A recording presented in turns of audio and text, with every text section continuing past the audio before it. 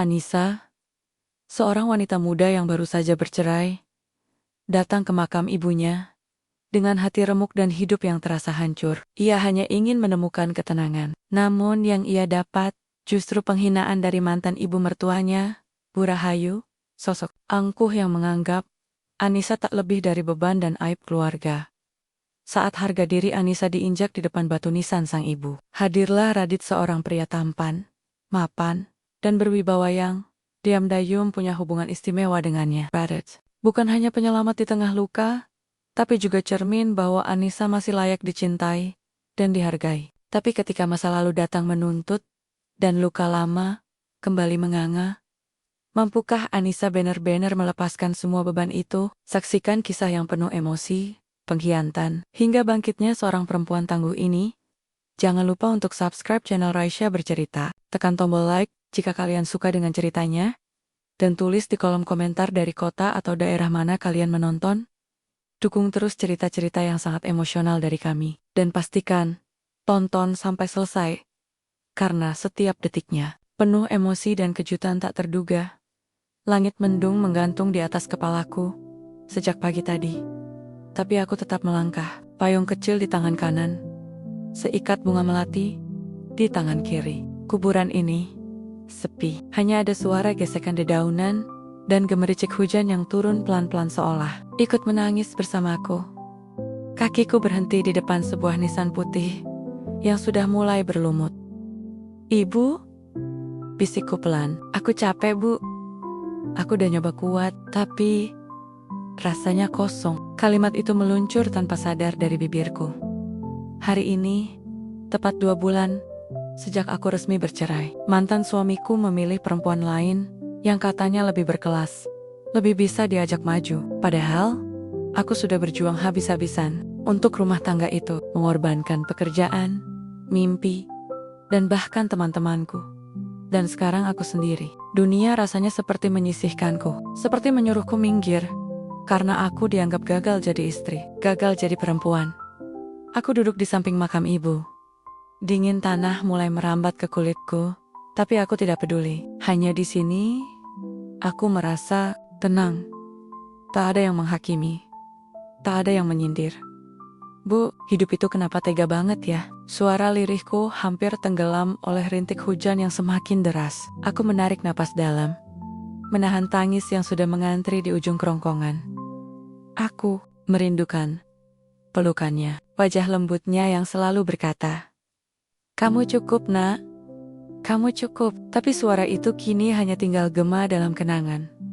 Aku memejamkan mata, mencoba memutar ulang semua kenangan, baik saat ibu masih ada, saat aku masih bisa tertawa tanpa beban, saat semuanya belum serumit sekarang. Tapi detik berikutnya, langkah-langkah berat dan suara gaduh mengusik keheningan itu. Aku membuka mata. 5 orang berdiri di belakangku. Di antaranya, satu sosok yang langsung membuat jantungku mencelos mantan ibu mertuaku. Aku refleks berdiri. Aku belum siap. Aku bahkan tidak ingin bertemu mereka di tempat sesuci ini. Astagfirullah, ternyata benar ya. "Kamu di sini?" katanya tajam. "Kuburan ibumu aja udah kayak kuburan tak terurus. Sama kayak hidup kamu." Aku diam, mencoba mengatur napas. "Kamu pikir bisa dapat simpati orang dengan cara begini? Duduk-duduk di kuburan, pura-pura sedih, biar dikasihani? Astaga, Anissa, kamu tuh perempuan gagal." Tawa kecil dari salah satu perempuan di belakangnya menusuk telingaku. Pantesan, ditinggal suami, ternyata memang gak punya harga diri. Timpal yang lain. Aku hanya bisa menggigit bibir, berusaha tidak menjatuhkan air mata. Bukan karena malu, tapi karena marah. Tapi apa gunanya marah pada orang yang memang sejak awal tak pernah menganggapku keluarga? "Cukup, Bu," kataku pelan, nyaris tak terdengar. "Cukup?" Beliau tertawa sinis. "Kamu pikir kamu siapa? Kamu tuh miskin, nggak punya pekerjaan tetap, udah bukan istri anak saya lagi. Kamu bukan siapa-siapa." Aku menunduk, tubuhku gemetar. Aku ingin lari, tapi kakiku seperti dipaku di tanah. Harga diriku diinjak sampai hancur. Bahkan di depan makam ibu yang harusnya jadi tempat aku berlindung. Lalu, sebuah suara mesin mobil terdengar. mendekat, dan berhenti tak jauh dari tempat kami berdiri. Aku menoleh. Mobil hitam mengkilap dengan plat nomor mencolok. Pintu terbuka perlahan, dan dari balik pintu itu, seorang pria turun, tubuh tegap, kemeja rapi, tatapan tenang, tapi menusuk. Jantungku berdetak tak beraturan. Radit? Kenapa dia ada di sini? Saat semuanya terasa hancur, langkah kaki pria itu mantap. Satu persatu menjejak rumput basah tanpa keraguan. Membuat suara sepatu kulitnya terdengar. Jelas di antara sunyi yang mendadak mencekam. Hanya ada satu pikiran yang berputar di kepalaku. Kenapa dia datang di saat aku sedang dihancurkan seperti ini? Kenapa harus dia, Radit? Nama itu masih terpatri jelas dalam ingatan. Ia klienku saat aku masih bekerja di firma desain 3 tahun lalu. Sosok yang sopan, menghargai, dan berbeda dari kebanyakan laki-laki mapan yang pernah kuhadapi. Tapi hubungan kami tak pernah lebih dari sekadar profesional. Atau setidaknya itu yang kupikirkan dulu. Kini, dia berdiri hanya beberapa langkah dariku. Matanya menatapku dalam. Ada kekhawatiran, ada ketegasan, tapi yang paling membuatku goyah, ada rasa aman yang tiba-tiba muncul di dada. Rasa yang sudah lama hilang. Anissa. Ucapnya pelan, tapi cukup untuk membuat semua kepala menoleh padanya. Mantan ibu mertuaku menyipitkan mata. Siapa kamu? Radit tidak menjawab. Ia hanya berdiri di sampingku, tanpa ragu, lalu menatap tajam ke arah rombongan yang masih berdiri congkak. Saya pikir tempat ini terlalu tenang untuk kalian bawa kebencian. Katanya tenang, namun dingin, seperti es. Kalian datang ke makam orang tua, bukan ke medan perang. Wanita yang dulu kupanggil ibu itu mendengus. Kamu siapa? Berani-beraninya ikut campur urusan keluarga kami. Maaf, jawab Radit. Tapi kalian sudah bukan keluarga siapa-siapa bagi Anissa. Dan saya tidak suka melihat orang yang saya hormati diperlakukan seperti sampah di tempat sesuci ini. Aku terdiam, nafasku tercekat. Orang yang dia hormati. Sejak kapan? Astaga.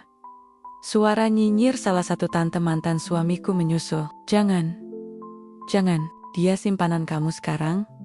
Pantas, gaya kamu berubah. Kepalaku langsung menunduk. Malu, marah, hancur. Tapi sebelum aku sempat membela diri, Radit sudah bicara lagi lebih keras. Kalau kalian datang ke sini untuk meludah, lebih baik kalian pergi. Saya nggak akan biarkan satu kalimat pun lagi menyakiti dia. Untuk pertama kalinya, rombongan itu terdiam. Ada yang berbisik-bisik, ada yang melirik dengan bingung. Mantan ibu mertuaku mengepalkan tangan. Kita pulang, katanya tegas. Langkah-langkah mereka terdengar tergesa. Beberapa masih sempat melontarkan pandangan, meremehkan padaku. Tapi tak satu pun berani berkata apa-apa lagi. Saat mobil mereka menjauh, aku masih terpaku di tempatku berdiri. Tangan Radit tiba-tiba menyentuh lenganku. Hangat, lembut, tapi membuat tubuhku seperti kehilangan gravitasi.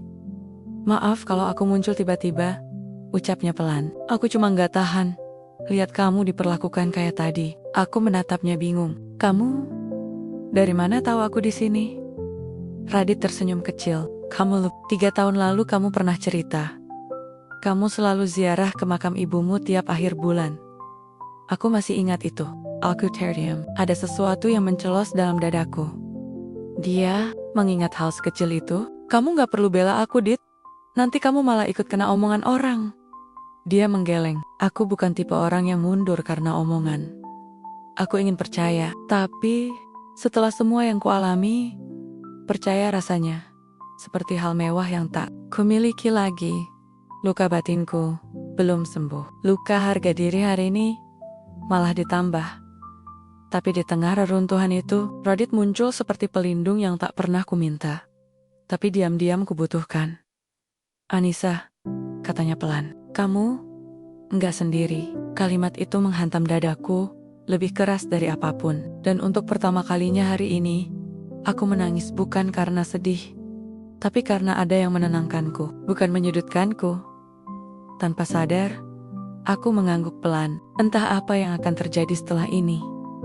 Tapi satu hal pasti, hari ini, hidupku mulai berubah. Setelah kejadian di makam, Radit menawariku tumpangan pulang. Awalnya aku ragu, tapi hujan yang makin deras dan suasana hatiku yang remuk membuatku mengangguk pelan. Kami berjalan beriringan menuju mobilnya, tanpa banyak bicara. Tapi entah kenapa, keheningan itu tidak membuatku risih. Ada kenyamanan aneh yang tumbuh di antara diam kami. Mobilnya hangat dan harum, wangi kopi dan parfum kayu yang khas. Aku duduk di kursi penumpang, sambil menatap keluar jendela. Air hujan menari di kaca, seperti mencerminkan apa yang sedang terjadi dalam kepalaku kacau. Tapi jujur, Anissa, Radit memecah keheningan dengan suara lembut. Kamu yakin baik-baik aja? Aku tertawa kecil, bukan karena lucu, tapi getir. Kalau aku bilang iya, kamu percaya? Ia ikut tersenyum, tapi matanya masih serius. Kamu gak harus pura-pura, kuat kok. Aku mengangguk pelan. Aku cuma capek, tapi aku tahu hidup gak berhenti cuma karena aku capek. Radit tidak menjawab. Ia hanya mengemudi sambil sesekali melirikku, seolah sedang memastikan aku tidak pecah di kursi sebelahnya. Sialnya, aku memang hampir pecah. Sampai akhirnya mobilnya berhenti. Aku menoleh. Ini bukan jalan ke rumahku. Memang, katanya, ringan. Aku cuma mau ngajak kamu ngopi sebentar. Tempatnya nggak jauh dan tenang.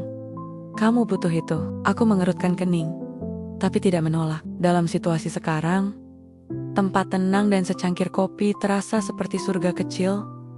Kami duduk di sebuah kafe mungil di pinggir kota, tersembunyi di antara deretan pepohonan dan toko-toko kecil. Hangat, tenang, dan sepi. Aku duduk di pojokan dekat jendela, sementara Radit memesan 2 cangkir kopi dan sepiring roti panggang saat ia kembali. Aku bertanya, kamu tahu aku di makam tadi? Dan tahu aku suka kopi hitam tanpa gula. Kamu apa? Semua. Ia tertawa kecil. Aku gak banyak kenal perempuan, jadi gampang ingat yang penting. Jawaban itu membuat pipiku panas. Dan entah kenapa, aku malah menyesap kopi sambil menunduk malu. Untuk pertama kalinya setelah berbulan-bulan, aku tertawa. Tawa kecil, ringan, tapi terasa jujur. Dan Radit, ia menatapku dengan cara yang belum pernah dilakukan siapapun. Bukan pandangan kasihan, bukan juga pandangan ingin memiliki, tapi seperti seseorang yang benar-benar menghargai kehadiranku. Dengan atau tanpa status apapun, aku ingat waktu kamu cerita soal ibumu. Katanya, tiba-tiba, kamu bilang, ibu kamu satu-satunya orang yang bikin kamu merasa cukup di dunia ini. Aku dengar itu. Dan sejak itu, aku selalu pengen bilang. Aku menatapnya, menunggu bahwa kamu memang cukup, Nis. Bahkan saat kamu gak merasa begitu. Mataku panas lagi. Aku menahan napas, berusaha keras agar air mata tidak turun. Tapi kalimat itu kalimat yang sudah lama sekali tidak kudengar membobol pertahanan hatiku yang mulai rapuh. Aku gak tahu harus bilang apa. Kataku pelan.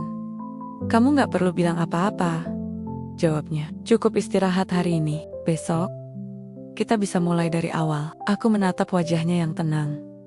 Di luar, hujan mulai reda, tapi di dalam diriku, badai mulai mereda jauh lebih lambat. Meski begitu, ada sesuatu yang berubah sejak pagi tadi. Sesuatu yang belum bisa kujelaskan, tapi terasa. Mungkin, ini awal dari sesuatu yang baru. Tapi benarkah aku pantas mendapatkan ketenangan setelah semua luka yang kubawa? Atau ini hanya jeda sebelum badai yang lebih besar datang? Malam itu, aku duduk di ujung tempat tidur dengan kopi yang sudah dingin di genggaman. Langit gelap tanpa bintang, hanya lampu jalan dari kejauhan yang sesekali memantul ke kaca jendela kosanku yang kecil dan lembab. Suara Radit di kafe tadi terus terngiang dalam kepalaku. Kamu memang cukup, Nis. Bahkan saat kamu gak merasa begitu. Kalimat sederhana, tapi untuk seseorang yang selama ini merasa ditolak, direndahkan, dan dianggap tak berharga. Kata-kata itu seperti pelukan hangat yang menyelubungi tulang-tulangku yang beku. Aku memandangi foto ibu di meja kecil sebelah tempat tidur. Senyumnya yang tenang di dalam bingkai kayu itu seperti menenangkanku, seperti sedang berkata, kamu gak sendiri, nak. Namun luka yang kupendam selama ini belum benar-benar sembuh. Perceraianku dengan Ardi, suamiku dulu, masih terasa segar. Bukan karena aku masih mencintainya, tidak, tapi karena caranya meninggalkan, caranya menyalahkan, semuanya padaku. Lalu keluarganya yang seolah memperlakukanku seperti sampah.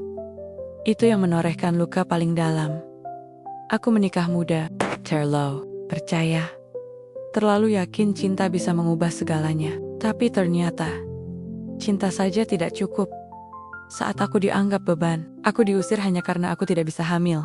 Setelah 2 tahun menikah, aku dianggap mandul, sakit, gagal jadi istri. Padahal aku sudah mencoba semuanya, konsultasi, pengobatan, doa, bahkan sampai harus menjual cincin peninggalan ibu demi biaya terapi. Tapi yang aku dapat hanya caci maki. Ardi menikah lagi tak lama setelah cerai, dan sekarang istri barunya sedang hamil. Sementara aku ditinggal, digunjingkan, dan disapa dengan cibiran oleh mantan mertuaku di makam ibuku sendiri. Aku menarik napas panjang. Lalu, pikiranku kembali ke Radit. Pria itu tiba-tiba hadir seperti cahaya samar yang menyelinap masuk di celah jendelaku yang terbuka. Pelan, tapi hangat. 3 tahun lalu, kami hanya sebatas klien dan desainer. Tapi dari awal, aku tahu dia berbeda. Tidak pernah merendahkan. Tidak pernah menggampangkan pekerjaan. Bahkan saat presentasiku kacau, karena aku kecapekan dia membelaku di depan atasanku, tapi aku terlalu takut. Saat itu, aku masih istri orang. Meski hatiku hancur, aku tetap menjaga jarak. Dan setelah proyek selesai, kami tak pernah lagi berkomunikasi. Sampai hari ini. Dan Radit kembali di saat aku paling hancur. Kupandangi layar ponsel. Ada pesan masuk darinya. Radit, aku tahu kamu butuh waktu. Tapi kalau kamu butuh bahu buat bersandar, aku ada. Kapan aja. Aku terdiam lama. Jemariku gemetar saat membalas. Anissa, terima kasih. Aku belum tahu ini semua akan kemana. Tapi, makasih udah bikin aku merasa manusia lagi. Beberapa detik kemudian, balasannya muncul. Radit, kamu selalu manusia. Dunia aja yang kadang terlalu kejam buat lihat kamu apa adanya. Air mata jatuh lagi. Bukan karena sedih, tapi karena setelah sekian lama, akhirnya ada seseorang yang melihatku bukan dari luka atau kegagalanku, tapi dari siapa aku sebenarnya. Dan entah bagaimana, hatiku yang selama ini terkunci, mulai terbuka sedikit demi sedikit. Tapi di balik hangatnya pesan itu, ada ketakutan yang mulai merayap. Kalau aku izinkan dia masuk, akankah aku kembali disakiti? Justru, ini adalah awal dari kebahagiaan yang selama ini aku kira sudah mati. Malam itu, aku duduk di ujung tempat tidur, dengan kopi yang sudah dingin di genggaman. Langit gelap tanpa bintang. Hanya lampu jalan dari kejauhan yang sesekali memantul ke kaca jendela kosanku yang kecil dan lembab. Suara Radit di kafe tadi terus terngiang dalam kepalaku. Kamu memang cukup, Nis. Bahkan saat kamu gak merasa begitu. Itu kalimat sederhana. Tapi untuk seseorang yang selama ini merasa ditolak, direndahkan, dan dianggap tak berharga, kata-kata itu seperti pelukan hangat yang menyelubungi tulang-tulangku yang beku. Aku memandangi foto ibu di meja kecil sebelah tempat tidur. Senyumnya yang tenang di dalam bingkai kayu itu seperti menenangkanku. Seperti sedang berkata, kamu gak sendiri, nak. Namun luka yang kupendam selama ini belum benar-benar sembuh. Perceraianku dengan Ardi, suamiku dulu, masih terasa segar. Bukan karena aku masih mencintainya, tidak. Tapi karena caranya meninggalkan, caranya menyalahkan semuanya padaku. Lalu keluarganya yang seolah memperlakukanku seperti sampah. Itu yang menorehkan luka paling dalam. Aku menikah muda, terlalu percaya, terlalu yakin, cinta bisa mengubah segalanya. Tapi ternyata, cinta saja tidak cukup. Saat aku dianggap beban, aku diusir hanya karena aku tidak bisa hamil.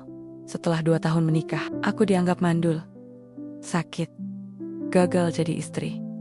Padahal aku sudah mencoba semuanya, konsultasi, pengobatan, doa, bahkan sampai harus menjual cincin peninggalan ibu demi biaya terapi. Tapi yang aku dapat hanya caci maki. Ardi menikah lagi tak lama setelah cerai, dan sekarang istri barunya sedang hamil. Sementara aku ditinggal, digunjingkan, dan disapa dengan cibiran oleh mantan mertuaku di makam ibuku sendiri.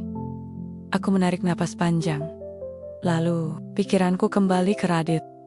Pria itu tiba-tiba hadir seperti cahaya samar yang menyelinap masuk di celah jendelaku yang terbuka. Pelan, tapi hangat. 3 tahun lalu, kami hanya sebatas klien dan desainer. Tapi dari awal, aku tahu dia berbeda. Tidak pernah merendahkan.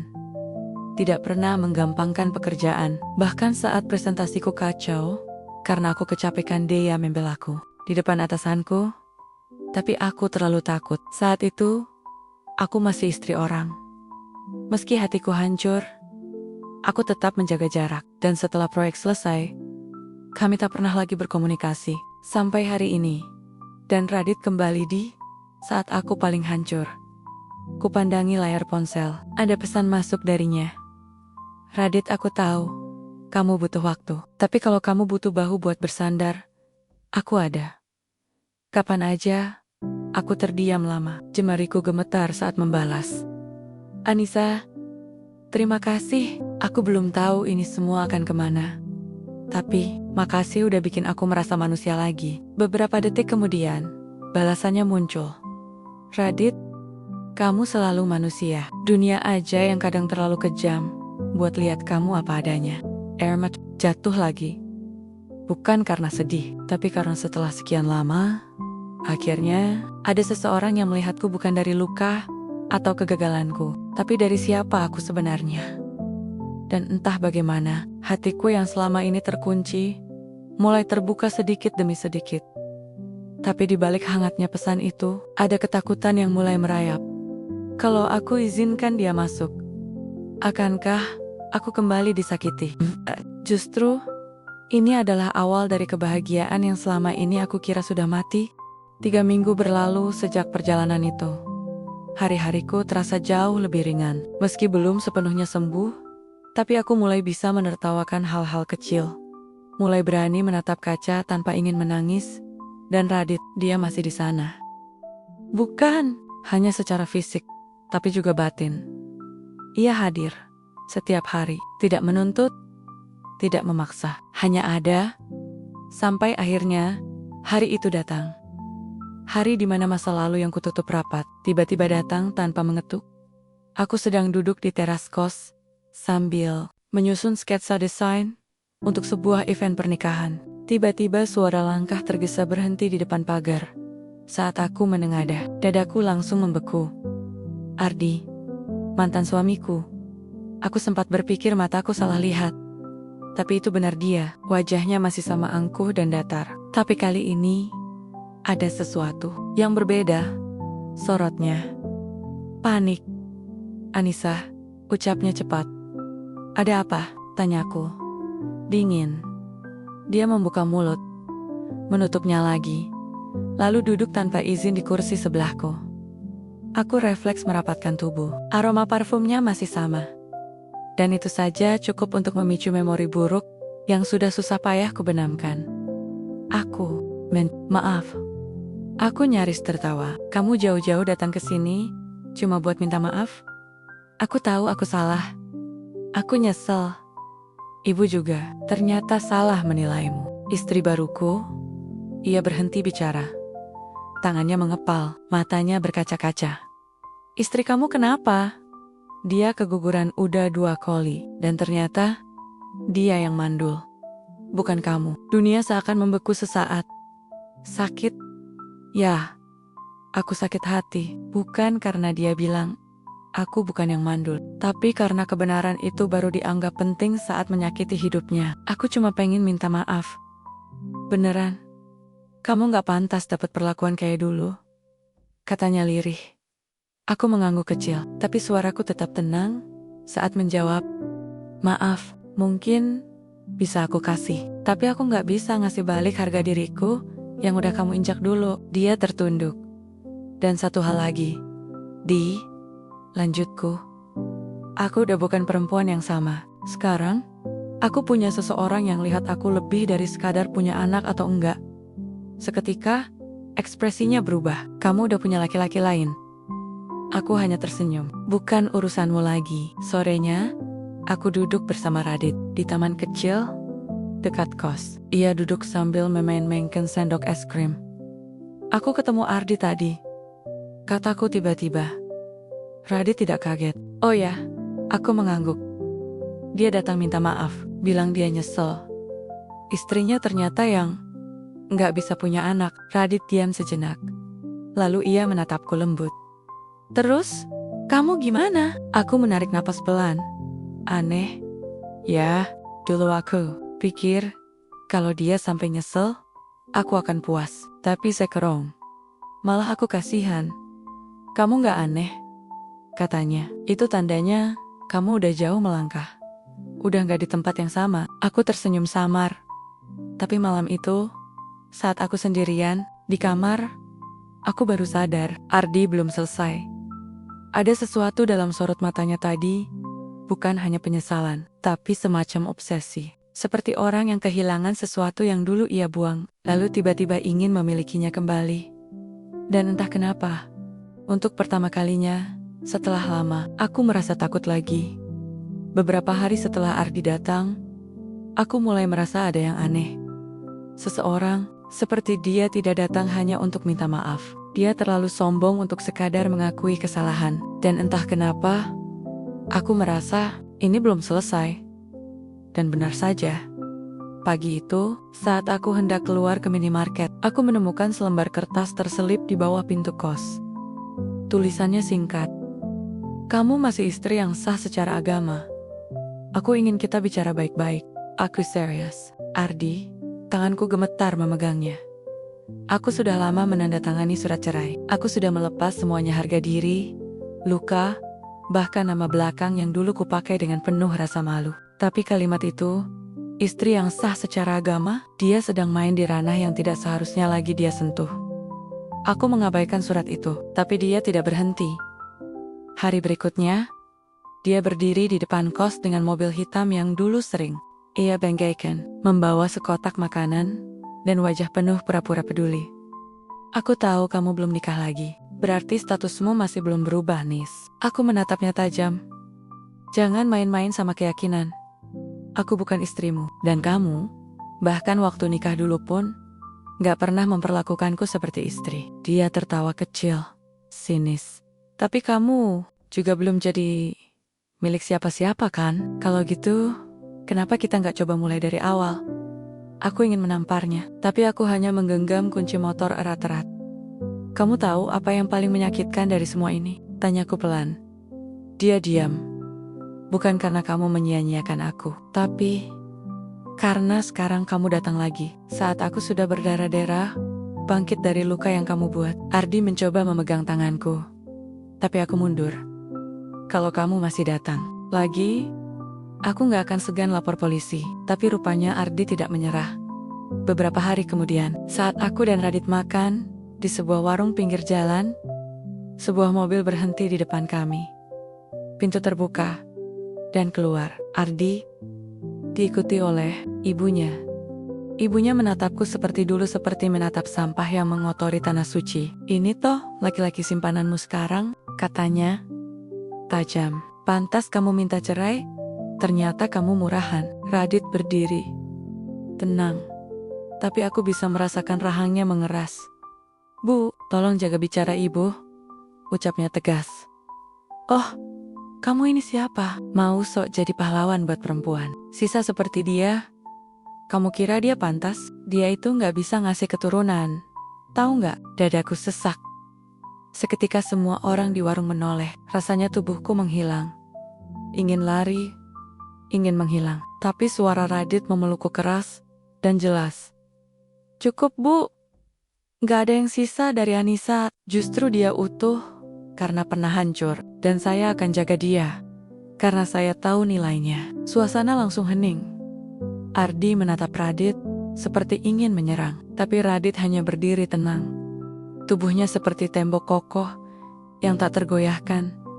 Kalau kalian datang lagi hanya untuk mempermalukan dia, saya pastikan kali ini saya yang akan bikin laporan polisi, ucapnya dingin. Ibu Ardi terdiam, marah, tapi kalah. Ardi menarik tangannya dan mereka pergi tanpa satu kata pun. Aku masih berdiri di sana. Gemetar. Tapi ada tangan Radit yang menggenggam tanganku erat. Kuat, tegas, penuh perlindungan. Maaf, aku udah nyeret kamu ke masalah-masa laluku. Ucapku, pelan. Dia menggeleng. Kamu nggak nyeret aku. Aku yang milih untuk ada di sini. Karena kamu pantas untuk dibela. Untuk pertama kalinya, aku menangis. Tapi bukan karena lemah. Aku menangis karena tahu, aku akhirnya punya seseorang yang benar-benar berdiri di sampingku. Namun jauh di dalam hati, aku sadar, Ardi belum benar-benar selesai. Dan badai sesungguhnya mungkin baru saja dimulai. Aku pikir, setelah semua itu, Ardi akan berhenti. Setelah dipermalukan di depan umum. Setelah mendengar Radit berdiri untukku, aku benar-benar berharap dia akhirnya tahu batas. Tapi ternyata, orang seperti dia tidak berhenti sampai dia merusak semuanya. Hari itu, aku tengah bersiap untuk bertemu klien. Ini pekerjaan terbesar yang pernah kudapat, acara pernikahan mewah milik anak seorang pejabat daerah. Aku gugup tapi juga bahagia. Ini bukti bahwa aku mampu berdiri sendiri. Tiba-tiba teleponku berdering. Nomor tak dikenal. Anissa, suara di ujung sana terdengar dingin. Iya. Ini siapa? Ini dari kantor polisi. Kami mohon Anda segera datang. Ada laporan pencurian atas nama Anda. Dunia runtuh dalam sekejap. Aku duduk di kantor polisi dengan jantung berdegup kencang. Ternyata Ardi melaporkan bahwa aku mencuri barang-barang pribadinya saat kami masih tinggal bersama. Semua bukti yang ia berikan palsu, foto-foto barang, nota-nota, bahkan bukti transfer semuanya dimanipulasi seolah aku membawa kabur harta. Saat pergi dari rumah, aku menjelaskan semuanya dengan tenang. Tapi tetap saja, prosedur adalah prosedur. Aku harus menandatangani surat pernyataan, menunggu proses klarifikasi, dan semua itu bisa memakan waktu. Dan, ya, aku kehilangan kesempatan bertemu klien penting hari itu. Semua seperti jebakan yang telah ia rancang dari jauh-jauh hari. Bukan untuk mendapat kembali harta atau nama, tapi untuk menghancurkanku. Untuk membuatku terlihat hina dan tak layak seperti dulu. Radit datang ke kantor polisi dengan wajah tegang. Ia langsung menatapku, dan aku bisa melihat luka di matanya. Karena melihatku kembali terjebak dalam lingkaran kelam masa lalu. Aku gak nyangka dia bakal segila ini. Ucapku pelan, mencoba menahan tangis. Radit mengepalkan tangan. Dia bukan cuma gila, dia berbahaya. Radit menghubungi pengacaranya malam itu juga. Ia bahkan menawarkan diri menuntut balik Ardi atas pencemaran nama baik dan laporan palsu. Tapi aku ragu. Aku lelah, Dit. Aku cuma pengen hidup tenang.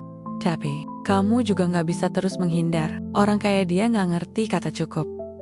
Aku menunduk. Badanku gemetar, entah karena takut, atau marah, atau kecewa karena hidupku yang hampir rapi lagi-lagi dibuat berantakan oleh orang yang seharusnya sudah lama selesai. Malam itu, aku menangis sendirian di kamar. Bukan karena aku kalah, tapi karena aku capek terus jadi target. Keesokan harinya Radit menjemputku pagi-pagi sekali. Tanpa berkata banyak, dia membawaku ke sebuah tempat yang tak asing, sebuah rumah asri di daerah pinggiran kota. Rumah ini pernah kutempati bersama Ardi di awal pernikahan dulu. Tapi kini sudah berbeda. Radit membukakan pintu. Dan di dalamnya duduk seseorang yang membuatku terpaku. Pengacara Radit, seorang ibu paruh baya, dan petugas penyelidik. Ternyata semua sudah diatur. Aku tahu kamu terlalu lelah buat melawan sendiri. Jadi, aku akan berdiri di depanmu. Biar aku yang hadapi dia, ucap Radit lembut.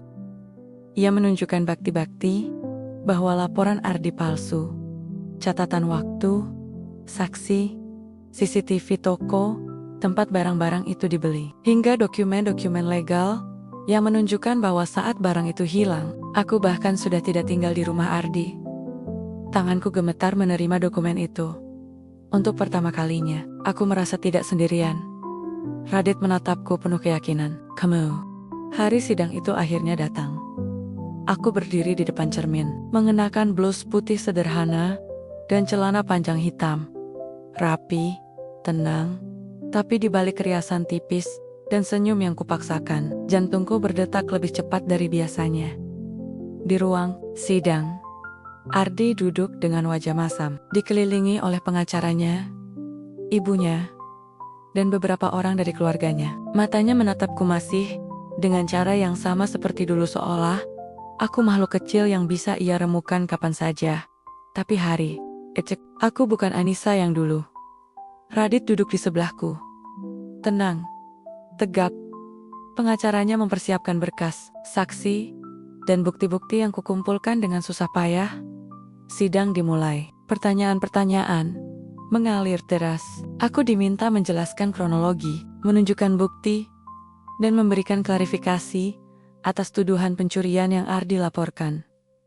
Suaraku sempat gemetar, tapi tidak seperti dulu. Aku tidak lagi menghindari, tidak lagi lari. Apa benar Ibu Anissa mengambil barang-barang itu tanpa izin? Tanya hakim. Aku menatap lurus ke depan. Saya bahkan tidak tahu barang itu masih ada. Saat saya meninggalkan rumah, saya hanya membawa pakaian dan dompet. Tidak ada satupun barang berharga yang saya bawa. Semua bukti mendukung pernyataanku. Saksi yang dihadirkan Radit, pemilik toko elektronik, dan tetangga sebelah rumah menguatkan bahwa aku tidak pernah kembali ke rumah itu setelah hari perceraian. Ardi mulai panik. Ibunya ikut berdiri, memprotes keras, tapi ditegur oleh hakim. Saat itu, aku baru sadar, kebenaran tidak butuh teriak untuk menang. Ia hanya perlu konsistensi dan waktu. Sidang diskors sementara. Aku dan Radit duduk di luar ruang sidang. Tanganku berkeringat, tapi senyum Radit membuatku bertahan. Kamu luar biasa, Nis, ucapnya pelan. Kamu mungkin gak sadar, tapi barusan kamu baru ngalahin orang yang pernah bikin hidupmu remuk. Aku menghela napas. Aku cuma akhirnya sadar, Dit. Kalau aku diam terus, aku gak akan pernah benar-benar bebas. Ia menggenggam tanganku. Hangat, teguh, dan saat itu, aku tahu perjuangan belum selesai. Tapi aku tidak akan berjalan sendirian lagi. Beberapa minggu kemudian, keputusan hakim keluar. Ardi dinyatakan bersalah atas laporan palsu dan pencemaran nama baik. Ia diminta membayar denda serta membuat surat permintaan maaf terbuka. Media lokal menulis berita itu. Tak besar memang, tapi cukup untuk membuat wajah Ardi tersebar di internet dengan judul memalukan. Aku menerima pesan dari beberapa orang yang dulu merendahkanku. Ada yang meminta maaf, ada yang sekadar ingin tahu apakah aku benar-benar dekat dengan pria bermobil mewah itu. Aku tak jawab satupun, karena saat orang sibuk memikirkan siapa yang bersamamu, aku justru fokus memperbaiki siapa diriku sebenarnya. Dan lucunya, aku mulai menata hidup tanpa dendam. Justru saat itu banyak pintu mulai terbuka. 1 bulan setelah sidang, aku mendapat undangan berbicara di seminar komunitas perempuan. Mereka memintaku berbagi kisah sebagai penyintas kekerasan emosional dan mantan istri yang bangkit dari keterpurukan. Aku sempat ragu, tapi Radit hanya berkata, kalau ceritamu bisa menyelamatkan 1 perempuan saja, bukankah itu sudah cukup? Aku berdiri di atas panggung kecil, di hadapan puluhan pasang mata. Suaraku pelan, tapi jelas. Aku pernah hancur, pernah merasa dunia ini gak adil, pernah dikasih label gagal, tak berguna, bahkan murahan. Tapi hari ini, aku berdiri di sini bukan untuk membalas. Aku berdiri untuk membuktikan bahwa perempuan yang patah bisa tumbuh kembali. Tepuk tangan mengalun, beberapa perempuan meneteskan air mata. Dan untuk pertama kalinya, aku merasa semua rasa sakit itu tidak sia-sia. Malam itu, di perjalanan pulang, Radit menghentikan mobilnya di depan taman. Ayai menoleh padaku, wajahnya serius, tapi hangat. Aku punya pertanyaan. Aku menoleh. Apa? Ia menarik napas pelan. Kalau semua luka sudah sembuh, kalau semua urusanmu selesai, kamu mau melangkah bareng aku? Bukan karena kamu butuh pelindung, tapi karena kamu tahu kamu pantas bahagia. Aku menatapnya. Tak, langsung menjawab. Karena aku tahu, jawabanku bukan soal siap atau tidak, tapi soal keyakinan bahwa aku layak dicintai dengan cara yang benar. Aku tersenyum, tunggu aku. Sampai aku benar-benar pulih. Karena kali ini, aku nggak mau setengah-setengah dalam mencintai, termasuk mencintai diriku sendiri. Radit mengangguk. Tak memaksa, tak mendesak. Dan disinilah aku, perempuan yang pernah diremehkan, dipermalukan, dijatuhkan tapi tetap berdiri. Karena ternyata luka itu tidak untuk dilupakan, tapi untuk dijadikan alasan agar aku tidak pernah jatuh di tempat yang sama lagi. Hari sidang itu akhirnya datang. Aku berdiri di depan cermin, mengenakan blus putih sederhana dan celana panjang hitam. Rapi, tenang, tapi di balik riasan tipis dan senyum yang kupaksakan, jantungku berdetak lebih cepat dari biasanya. Di ruang sidang, Ardi duduk dengan wajah masam, dikelilingi oleh pengacaranya, ibunya, dan beberapa orang dari keluarganya. Matanya menatapku masih dengan cara yang sama, seperti dulu seolah aku, makhluk kecil yang bisa ia remukan kapan saja. Tapi hari itu, aku bukan Anissa yang dulu. Radit duduk di sebelahku. Tenang, tegap. Pengacaranya mempersiapkan berkas, saksi, dan bukti-bukti yang kukumpulkan dengan susah payah. Sidang dimulai. Pertanyaan-pertanyaan mengalir deras. Aku diminta menjelaskan kronologi, menunjukkan bukti, dan memberikan klarifikasi atas tuduhan pencurian yang Ardi laporkan. Suaraku sempat gemetar, tapi tidak seperti dulu. Aku tidak lagi menghindari, tidak lagi lari. Apa benar Ibu Anissa mengambil barang-barang itu tanpa izin? Tanya hakim. Aku menatap lurus ke depan. Saya bahkan tidak tahu barang itu masih ada. Saat saya meninggalkan rumah, saya hanya membawa pakaian dan dompet. Tidak ada satupun barang berharga yang saya bawa. Semua bukti mendukung pernyataanku. Saksi yang dihadirkan Radit, pemilik toko elektronik, dan tetangga sebelah rumah menguatkan bahwa aku tidak pernah kembali ke rumah itu setelah hari perceraian. Ardi mulai panik. Ibunya ikut berdiri, memprotes keras, tapi ditegur oleh hakim. Saat itu, aku baru sadar, kebenaran tidak butuh teriak untuk menang. Ia hanya perlu konsistensi dan waktu. Sidang diskors sementara. Aku dan Radit duduk di luar ruang sidang. Tanganku berkeringat, tapi senyum Radit membuatku bertahan. Kamu luar biasa, Nis. Ucapnya pelan. Kamu mungkin gak sadar, tapi barusan kamu baru ngalahin orang yang pernah bikin hidupmu remuk. Aku menghela napas. Aku cuma akhirnya sadar, Dit. Kalau aku diam terus, aku gak akan pernah benar-benar bebas. Ia menggenggam tanganku. Hangat, teguh, dan saat itu, aku tahu perjuangan belum selesai. Tapi aku tidak akan berjalan sendirian lagi. Beberapa minggu kemudian, keputusan hakim keluar. Ardi dinyatakan bersalah atas laporan palsu dan pencemaran nama baik. Ia diminta membayar denda serta membuat surat permintaan maaf terbuka. Media lokal menulis berita itu. Tak besar memang, tapi cukup untuk membuat wajah Ardi tersebar di internet dengan judul "Memalukan". Aku menerima pesan dari beberapa orang yang dulu merendahkanku. Ada yang meminta maaf, ada yang sekadar ingin tahu apakah aku benar-benar dekat dengan pria bermobil mewah itu. Aku tak jawab satupun, karena saat orang sibuk memikirkan siapa yang bersamamu, aku justru fokus memperbaiki siapa diriku sebenarnya. Dan lucunya, aku mulai menata hidup tanpa dendam. Justru saat itu banyak pintu mulai terbuka. 1 bulan setelah sidang, aku mendapat undangan berbicara di seminar komunitas perempuan. Mereka memintaku berbagi kisah sebagai penyintas kekerasan emosional dan mantan istri yang bangkit dari keterpurukan.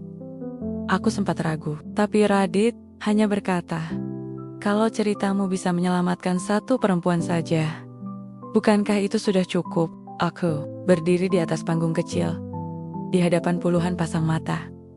Suaraku pelan, tapi jelas. Aku pernah hancur, pernah merasa dunia ini gak adil, pernah dikasih label gagal, tak berguna, bahkan murahan. Tapi hari ini, Aku berdiri di sini bukan untuk membalas. Aku berdiri untuk membuktikan bahwa perempuan yang patah bisa tumbuh kembali. Tepuk tangan mengalun. Beberapa perempuan meneteskan air mata. Dan untuk pertama kalinya, aku merasa semua rasa sakit itu tidak sia-sia. Malam itu, di perjalanan pulang, Radit menghentikan mobilnya di depan taman.